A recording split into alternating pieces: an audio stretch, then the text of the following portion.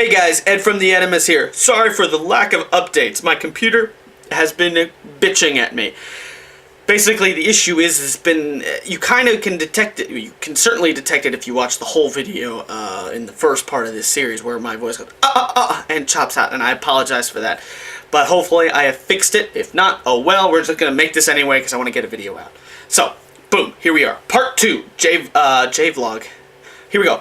Part 2 of the Study Abroad Vlog series. So, this one is where to study abroad. Now, this one's going to be specifically made for Japan, but it can also be applied towards other countries. For example, I'm going to say research. Well, you can research anywhere.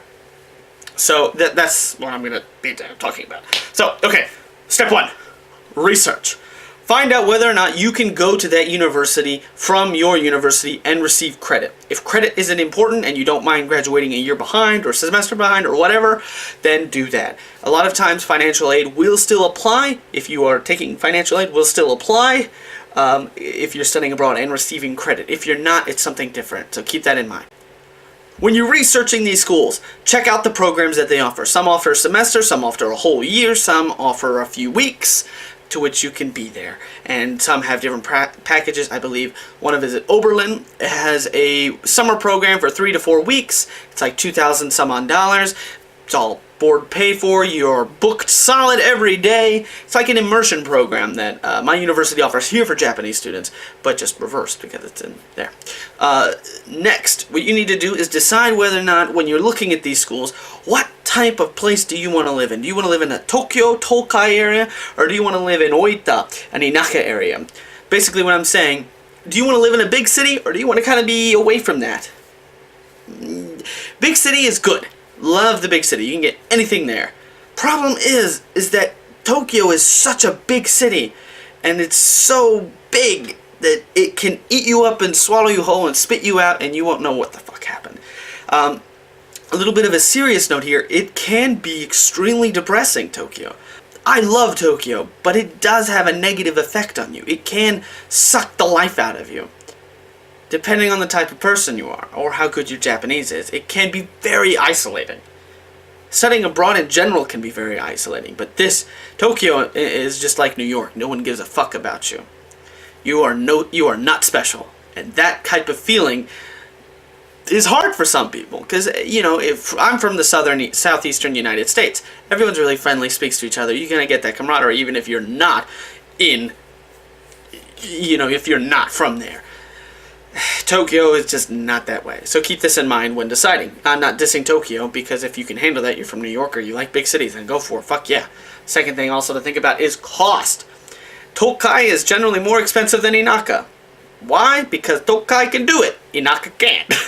When you're paying, 350 yen for ramen in the Inaka, and you're paying 650, 750, 1050 for it in the city, cost can be a thing that I did not factor in, and I am burdened by heavy debt because of it. Anyway, next you need to look at, besides what schools that are offered from your university, look at other programs that do kind of work with your school. For example, ICEPS, I believe, is a program that you can go to kind of different schools for different lengths of time, and it's just a different type of partnership. They have a broader partnership, and you can kind of look into that. Basically, every university, mostly every university, is going to have a study abroad liaison, and you need to talk to them and figure it out. So, now, you've got a list of schools that your school is compatible with. Now, what do? You need to look and do research online. Just talk to people that have studied abroad there and figure out what is a good match for you. How good is your Japanese? That's important. Going to Sophia University, your Japanese could be great. Doesn't matter. You're still going to be taking English classes, and that could be a hamper on your goals. Doishisha, for example, maybe you want to go there. It's in Kyoto. Maybe your Japanese is good enough to where you can take Japanese classes. You need to take your goals, your personal goals, and apply them to the school. For example, if you want to make a lot of connections in Tokyo, then Sophia, Oberlin, Gakuin, any of these schools would be good for you. You also need to look at whether or not the school is foreigner friendly, and by that I mean do they have an English-speaking program? Because it's kind of nice to have that kind of class available, so that way you're not just completely drowning in Japanese if it's not good enough. And you'll never really know till you get there. Next, you need to look at lists. There are tons of lists for every school in Japan. There's the top 3 public, top 3 private. There's the top 20 just in general. There are top lists for foreigners. These are a bunch of lists that I will provide in the description below that you can take a look at. The top 3 public: Todai, Kyodai, Osaka Dai. So Tokyo University, Kyoto University, and Osaka University. Top 3 private: Keio, Waseda, and Jochi or Sophia.